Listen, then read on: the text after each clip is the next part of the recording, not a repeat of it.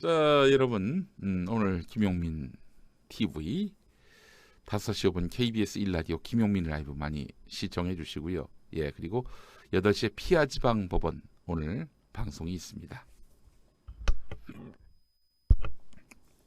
오늘 어떤 이슈를 다룰지 저희가 사전에 논의를 했는데요.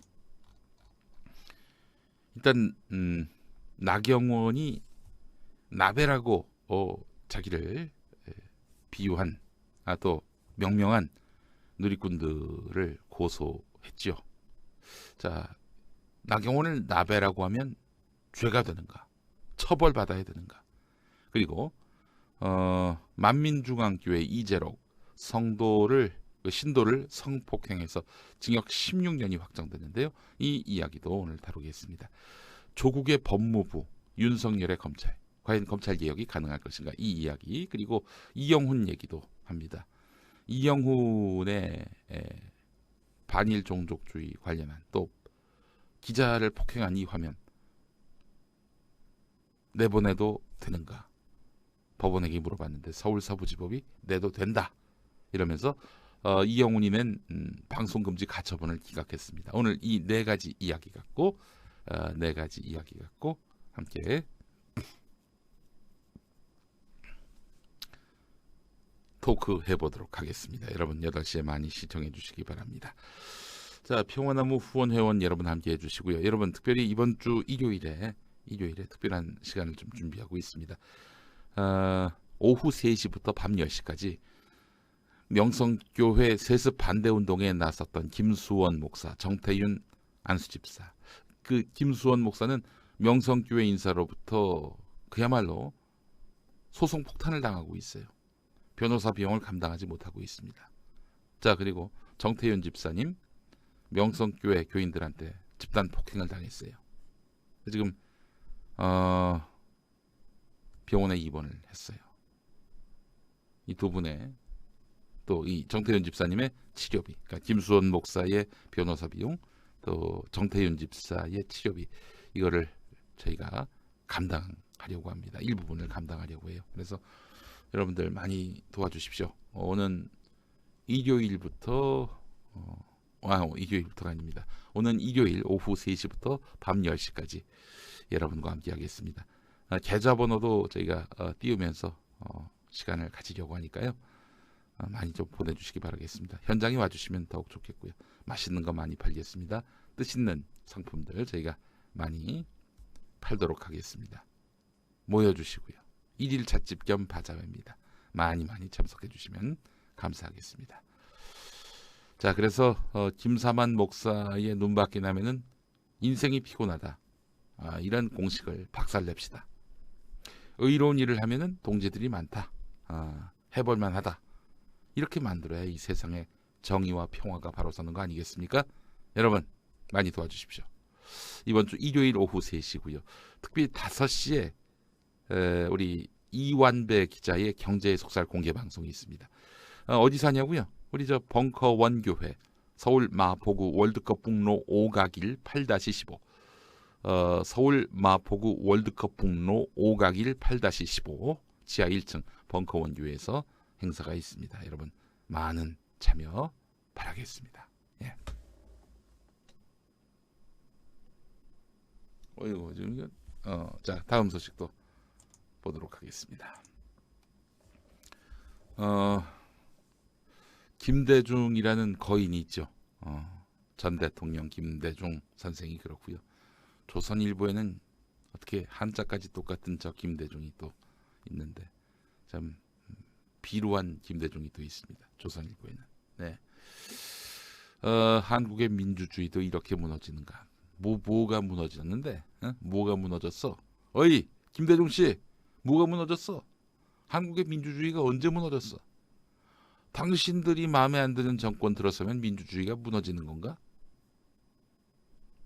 민주주의는 정권이 세우는 것이 아니라 정권이 대표하는 것이 아니라 국민이 대표합니다. 촛불혁명에 의해서 자격 없는 정권 축출하고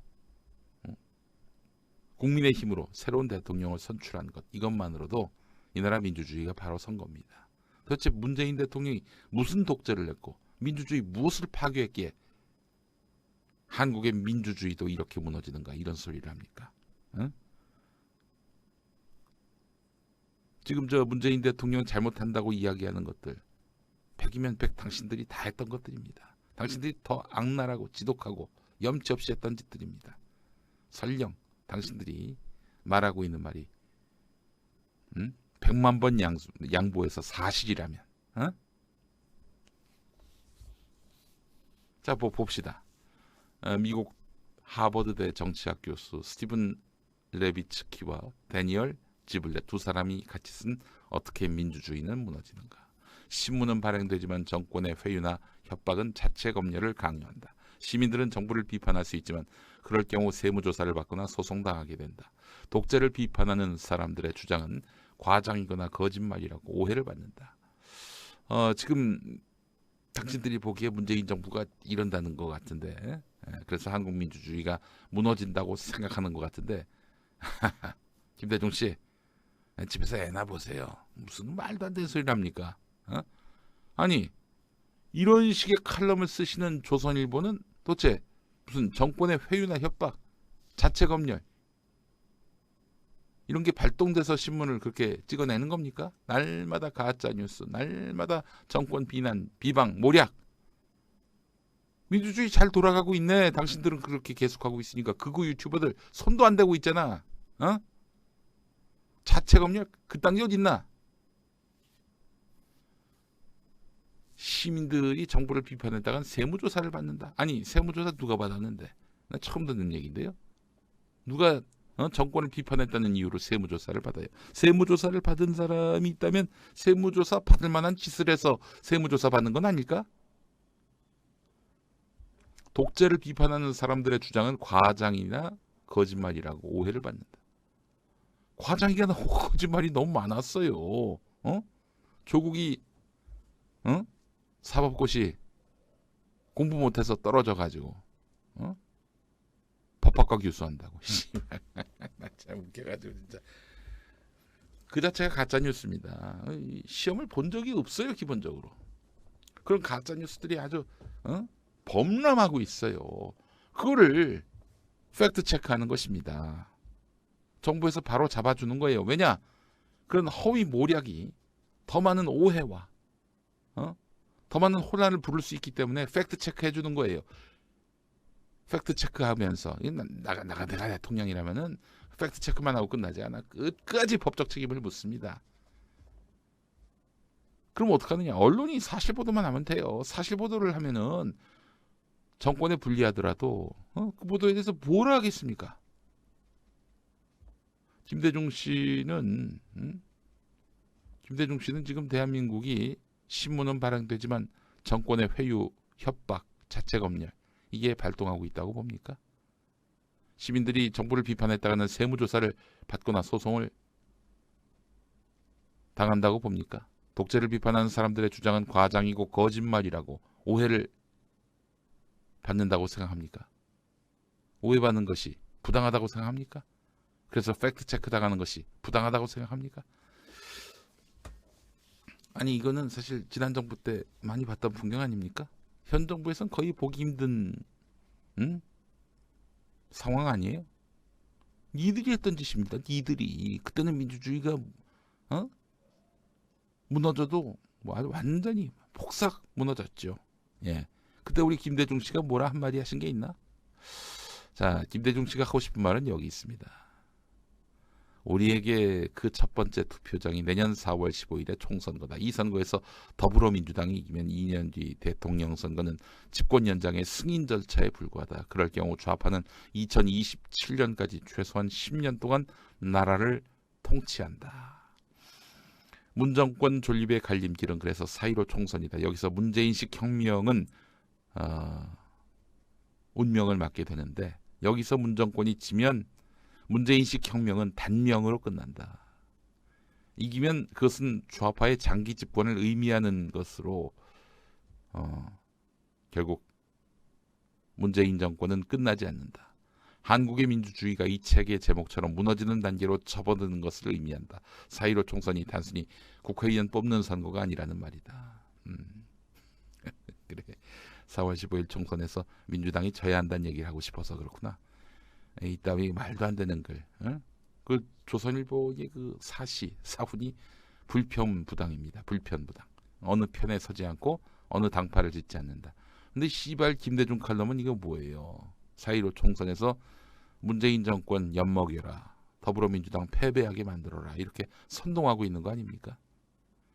이딴 칼럼이 1등 신문에 실리며 여론이 되는 현실. 그게 바로 민주주의가 무너지는 겁니다. 예. 완전히 마탱이가 갔어요. 아니 조선일보에 그래도 좀 생각이 두뇌가 장착된 사람이라면 이따위 칼럼을 언제까지 우리가 지면에 실어야 하는가라는 자괴감 정도는 느껴야 하지 않을까요? 참 비루한 칼럼입니다. 비루한 김대중 씨. 자, 더 욕먹기 전에 이제 집에 가서 애나 보세요. 손주 보세요, 손주. 당신 시대는 끝났어. 그래서 되도 않는 칼럼을 써놓고 말이지.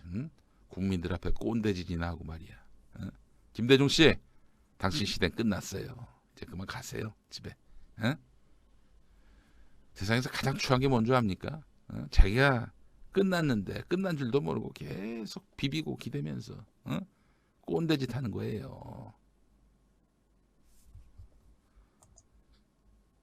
자, 곧바로 김희택 한겨레 논설위원 칼럼으로 이어가야 됩니다. 자, 김희택 논설위원 그동안 조선일보에 대해서 아주 날선 비판의 필치를 이제 휘둘렀는데 조광이라는 잡지가 있었어요. 1940년 7월 호에 조광이라는 잡지. 조광이라는 잡지가 월간조선 같은 거예요. 조선일보가 만든 월간지였어요. 문예 춘추 그 일본의 문춘 같은 그런 개념인데, 예.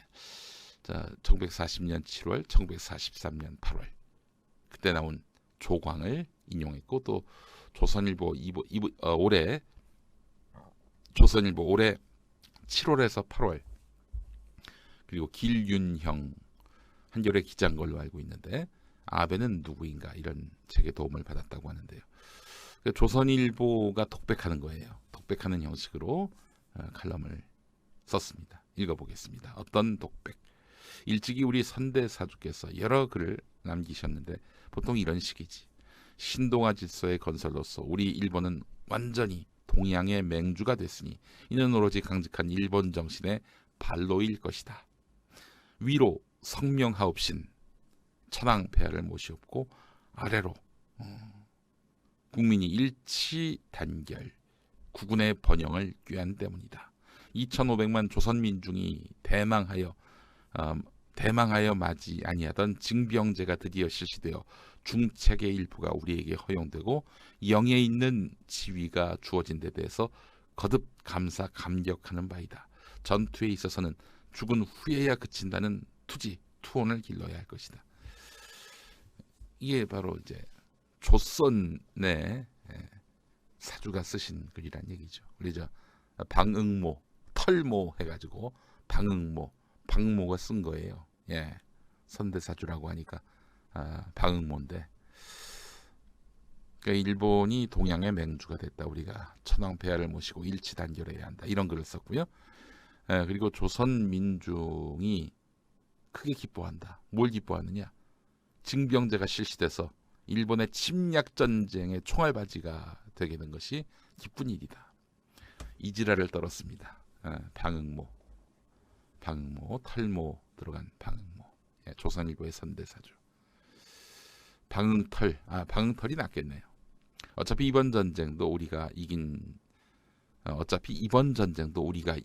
어려워. 그러니까 지금에 벌어진 한일 간의 경제 전쟁, 이번 전쟁도 우리가 이기긴 어려워. 우리라 하면 이제 일본인 거죠. 조선일보의 그 편이 한국 편이겠습니까? 일본 편이죠.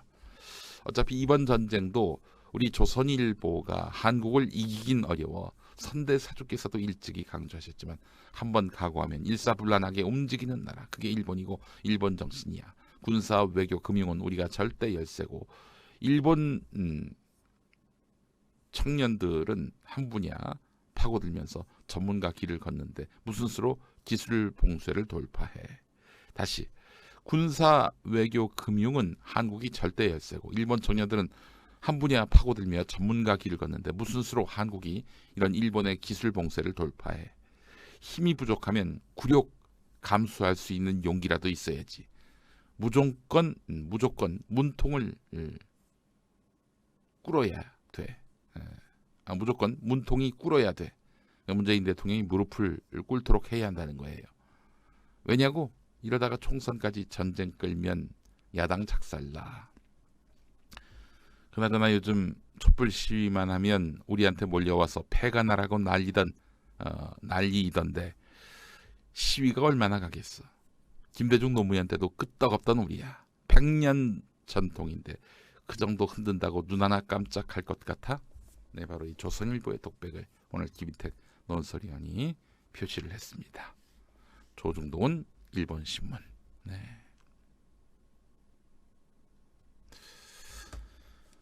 이런 신문이에요. 이런 신문이란 거. 누차 말씀드렸습니다만은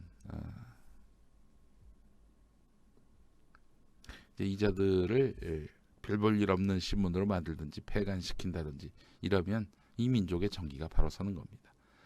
아니 세상에 할 일이 없어서 친일 반민족자들이 광화문 내거리에서 또 알리를 틀며 국민한테 호령하고 가르치고 언제까지 우리가 이 꼴을 봐야 되는 겁니까? 우리가 그렇게 무능하고 못난 나라입니까?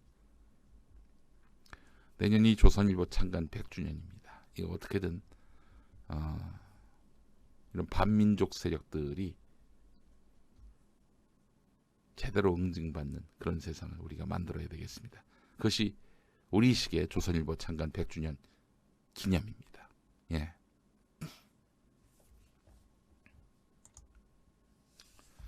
자, 조국 청와대 민정수석 이제 조국 법무부 장관 후보자가 됐는데요. 법무부 장관 후보인 조국 서울대 교수의 논문 속에서 검찰 개혁은 어떻게 그려지고 있는 것인가. 예. 검찰 개혁 방안은 어떤 그림이 그려져 있는가 한번 분석해봤어요. 서울신문이 논문을 분석해봤는데 검찰은 감독기관으로서 직접 수사는 자제해야 한다. 다수의 비중요 범죄 1차 수사는 경찰에 맡겨야 한다. 이미 그 검경 수사권 조정에 대한 의지가 확고했던 거예요. 조국 장관 후보자가요. 검찰의 피의자 신문조서 증거 능력은 위헌 소지가 있다. 이거 굉장히 중요합니다. 이게 이제 윤석열 검찰총장과 대립각이 있는 거예요. 그 재판을 함에 있어서 검찰이 짜온 조서, 이 조서를 갖고 재판을 하는 것을 이제 극복하고 공판 중심주의로 가자는 거죠. 백지 상태에서 판사가 이 사정을 파악해 나가는. 물론 이제 검찰 조서도 이제 참고를 해야 되겠습니다만은 그래서 피의자한테 당신이 이렇게 검찰 가서 조서를 썼는데 이거 사실이냐? 그 조사 과정에서 뭐 가혹행위나 이런 거 없었느냐? 따져가면서 공판, 재판 중에 모든 것을 다 사실관계를 파악하고 이에 따라서 판사가 판결하게끔 하자. 이것이 바로 이제 공판중심주의라는 건데요. 조국 법무부 장관 후보자의 입장도 그러합니다. 이에 대해서 윤석열 총장은 검찰 피의자 신문조서의 증거 능력을 없애는 방안, 이것과 관련해서 그러니까 피의자가 검찰 가서 조사를 받았는데 그래서 작성한 조서, 이 조서가 증거 능력이 그동안 있었던 거죠. 그런데 검찰이 조사하는 과정에서 가혹행위 등이 있었지 않습니까? 옛날에 여러분 기억하시죠? 남영동 이런 걸 보거나 또 변호인 이런 걸 보거나 하면은 결국 뭐 검찰이 만들어 온 거 판사는 뭐 그냥 훑어보고 이걸 있는 그대로 사실과 진실로 판단해서 판결을 내리는 경우가 많았습니다. 근데 그렇게 하지 말자는 게 조국 수석의 생각이죠. 그러나 윤석열 총장은 형사사법 체계를 조망해서 신중히 검토돼야 한다. 그러니까 검찰이 작성한 조서의 증거 능력을 없애는 것은 신중히 검토돼야 한다. 재판이 장기화될 가능성도 있기 때문에 이거는 검토해야 한다라면서 부정적인 입장을 명확히 했어요. 예, 다 일리가 있는 얘기입니다. 사실 윤석열 총장이 아니라면은 조국 수석 말이 뭐 100% 조국 장관의 말이 100% 무게가 있을 텐데 또 그래도 달라지는 검찰, 개혁된 검찰이라면 또 생각을 달리 해볼 수도 있지 않겠는가 생각이 드는데 말이죠. 자, 그러면서 이제 조국 후보자는 검찰 개혁 법안과 관련해서 또 이런 생각도 했습니다. 정치 권력에 대한 풍자와 조롱은 국민의 권리다. 그러니까 나베라고 했다고 해서 처벌하고 이런 거 잘못됐다. 이런 입장이죠. 예, 표현의 자유에 대해서 조국 후보자는 정치 권력자 대상 풍자, 조롱 행위의 과잉 범죄화 비판해서 정치 권력을 신랄하고 통렬하게 풍자하는 것은 주권자 국민의 권리이며 권력자는 이를 감수할 의무가 있다. 이렇게 주장을 했습니다. 그래서 김용민 씨가 잠시 정치하실 때요. 그때 뭐 비록 공직선거 후보자에 불과했지만 누구도 블록하지 않았고 누구 글에 대해서도 커트하지 않았고 또 마음에 안 드는 그런 댓글이라 할지라도 누구를 고소고발하거나 그러지 않았습니다. 정말 그러고 싶어 아주 그냥 참지 못할 정도였는데 이를 악물었는데 그럼 나 어떡합니까? 국민에게 권력을 달라고 하고 있고 또 나 자신도 국민 앞에서 이제는 견제와 또 비판의 대상이 됐는데 그런 국민에게 욕 좀 먹었다고 뭐 돼지 새끼 뭐 개새끼 쓰레기 뭐 별소리 다 들어도 뭐 어떡하겠어요. 그럼 받아야지. 그런 비판은 그렇게 해서 국민들이 분노를 푸신다면은 분을 사귀신다면 그거는 감수를 해야 될 일 아닙니까? 정치인이 자기 욕했다고 국민을 고소 고발하는 이런 자들은 정치를 할 자격이 없습니다. 그냥 그만두세요. 두시고 나와가지고 일반인으로서 법적 대응을 하시든가.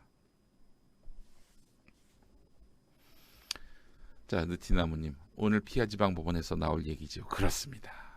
예.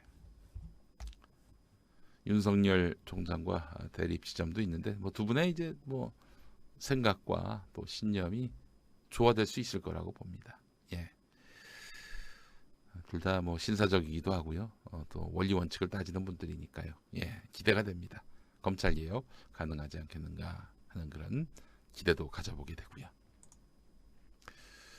자, 제가 바가지 이거 정말 문제라고 말씀을 드렸는데 강릉 펜션 4인실 33만 원. 1박이 그렇습니다. 1박. 이 돈이면 차라리 동남아 간다. 이런 말을 했어요. 어떤 분이 자, 한 관광객이 여름 휴가 때 4인 가족 숙박료 33만 원에 바베큐 비용 8만 원에서 총 41만 원을 냈다. 5성 호텔도 아니고 음식 맛은 형편없고 가격은 바가지에 완전히 망쳤다. 실제로 경포해수욕장 인근 숙박업소를 대상으로 확인해보니 여름 성수기 숙박요금을 평소보다 2배 내지 3배가량 높게 받고 있었다. 정지희 씨는 휴가철 동해안에서 4인 가족이 머물 만한 숙소를 구하려면 1박에 20만 원에서 30만 원이 필요한데 그 돈이면 동남아 휴양지에 갈 수 있다. 국내 여행을 적게 가고 아낀 돈으로 해외여행을 계획 중이다. 해외여행 하면은 그 외화가 다 밖으로 빠져나가는 거예요. 강릉시는 사실상 손 놓고 있다고 봐야 돼요. 이거 뭐 무슨 지도 점검하고 있다는데 이거는 뭐 그냥 눈속임이지. 안 하고 있다고 본다고 저는 봅니다. 예, 안 하고 있다. 저는 이렇게 봅니다. 이재명 경기도지사 보세요. 뭐 그냥 계곡 등지의 불법 상행이 제대로 손보겠다는 거 아닙니까? 이거 좀 본받아야 됩니다. 본받아야 돼요. 이런 이야기가 언론에 실릴 때까지 뭐 하고 있었어요? 강릉시는. 이러고 있습니다. 또 바가지 요금이 의심되면은 강릉시 위생과에 알려달라고. 모를 리가 있나? 너무나 잘 알지. 근데 우리는 최선을 다했다. 우리 모르는 데서 바가지가 있었던 모양이다. 이러고 있는 거예요 지금. 자, 강릉 정말 문제입니다. 자유한국당 소속이에요. 강릉시장.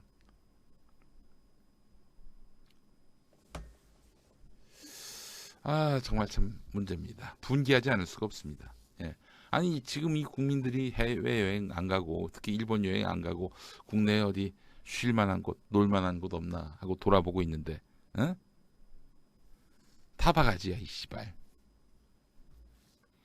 중앙정부도 나서야 됩니다. 특히 그 광역단체 강원도가 나서서 이 바가지 요금 다 찾아내야 돼요. 그래서 기초단체로 하여금 어쩔 수 없이 평시에도 바가지 관리를 하도록 해야 돼요.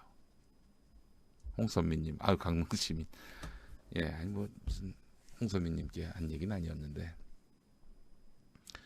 아니 뭐 무슨 싸게 염가에 이거 바라는 거 아니잖아요. 어? 바가지를 씌우진 말라는 얘기입니다. 아 진짜 제가 정말 본보기로 해수욕장 하나 딱 열어가지고 정말 지상 최고의 해수욕장으로 한번 만들고 싶어요. 강원도가 말이죠. 관광 1번지인데 말이죠. 이런 바가지가 성행하도록 내버려 두는 게 말이 됩니까? 예? 우리 홍선민 님도 저도 심하다고 생각하거든요. 이런 말씀하셨네요. 예. 그래서 선물 사가지고 딱 예약만 받는 거예요. 몇 명 차면은 더 이상 못 오게 하고 거기서 정말 뭐 지상 낙원처럼 대우하고 싶어요. 예우하고 싶어요. 예. 장민한테 바가지를 씌웁니까? 지금 이 때가 어느 때인데. 아이고 진짜. 자, 분양가 상한제 이제 민간 택지로까지 확대한다는 거 아닙니까?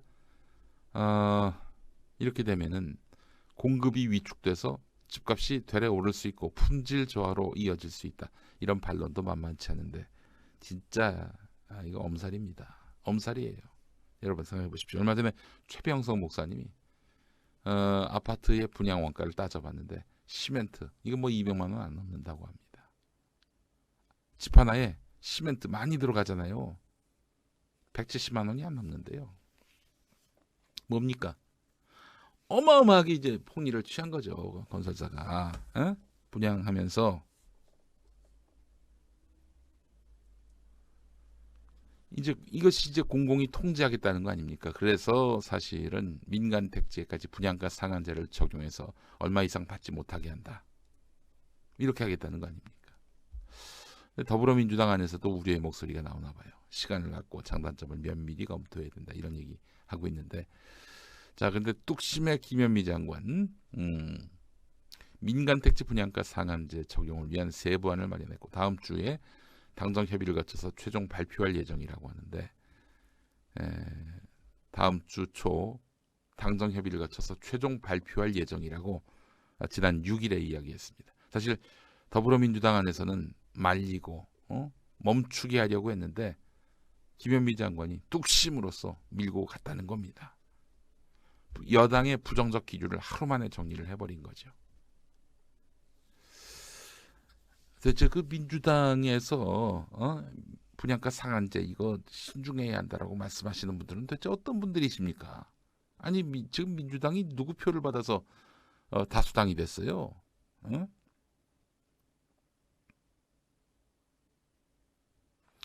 김흥옥님 시멘트도 좋은 거 안 쓰면서 이런 말씀하셨습니다. 예, 김현미 장관이 아주 잘했어요. 근데 지금 또 일단 분양가 상한제를 적용하기로 했지만 이걸 또 무력화하기 위한 온갖 시도들이 또 이제 발동하게 될 겁니다. 여론전도 병행될 것이고요. 특히 건설 자본에 의해서 운영하는 언론들 또 건설 자본에 의해서 광고로 운영하는 언론들 지랄 발광할 겁니다. 유 원상님 말씀처럼 부동산 투기가 인간과 노동의 가치를 떨어뜨리는 원흉입니다. 라고 말씀하셨어요. 예. 주택 투기만 막아도 좀 어떻게 될 것 같은데 라고 하셨어요. 또 투기꾼들이 또 회방을 놓을 가능성이 있어 보이지요. 공급 부족해가지고 또 가격이 폭등하고 그렇기 때문에 분양가 상한제를 좀 더 가혹하게 더 진득하게 추진을 해야 될 일이 아닌가 하는 생각이 듭니다. 김현미 장관이 총리감으로 거론됐다는 거 여러분 알고 계십니까? 총리로 또 물색이 됐어요. 문재인 대통령의 신임이 아주 두텁습니다. 오늘 한겨레 사설을 또 보겠습니다. 정부가 10월 초부터 민간 택지에 짓는 아파트에 분양가 상한제를 적용하기로 했다. 분양가 상한제는 분양가를 토지비와 건축비 이하로 제한하는 것으로서 재건축 재개발 사업자와 건설사가 더 이상 분양가를 마음대로 책정하지 못하게 된다. 노무현 정부 때인 2007년 공공과 민간 구분 없이 도입돼서 집값 안정에 기여했는데 박근혜 정부가 2014년 부동산 경기 부양을 위해서 민간 아파트를 제외했고 분양가 상한제를 함에 있어서 민간 아파트를 뺐던 거예요. 그래서 결국 집값 급등을 불러왔다. 최근 1년 동안 서울 아파트 분양가 상승률은 21%로 아파트값 상승률 5.7%의 4배에 이른다. 강남은 평당 분양가가 5천만 원에 육박한다. 한마디로 정상이 아니다. 투기 과열 지구에 적용될 것으로 보인다. 바로 이것이 국토교통부가 시뮬레이션 해봤더니 분양가를 그렇다면 주변 시세 대비 70에서 80% 수준으로 낮출 수 있다고 한다. 정부는 분양가 상한제의 부작용으로 꼽히는 로또 분양을 걸러내기 위해서 현재 3년에서 4년인 전매 제한 기간을 5년 내지 10년으로 대폭 연장하기로 했다. 또 공공 아파트에만 적용되는 최대 5년의 거주 의무 기간을 민간 아파트에도 적용할 방침이다. 네, 잘하고 있습니다. 정말 잘하고 있어요. 자, 들꽃향기님이 더 근원적인 해답을 내놓으셨네요. 후분양으로 바꿔야 한다. 어느 물건을 만들기도 전에 돈을 주고 삽니까? 정확한 말씀이에요. 또한 분양 원가도 공개가 돼야 마땅합니다. 예. 자, 이런 상황을 방지하기 위해서 그렇게 토건자본들이 방송을 또 신문을 사들이려 하는지 모르겠습니다. 후분양이 어려운 이유가 뭐냐? 건설사가 반대해서 그렇지. 여러분, 지방 경기는요, 사실 건설사들이 다 먹여 살립니다. 지역 건설사들이 다 그 지역 경제 경기를 좌우하는 막강한 힘을 갖고 있어요. 그 자금 여력으로 또 언론사까지 사들이는 거 아니겠습니까?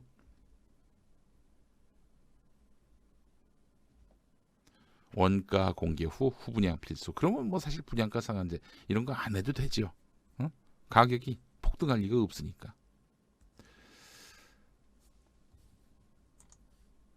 아이고, 벌써 날씨를 전해드릴 시간이 됐습니다. 네.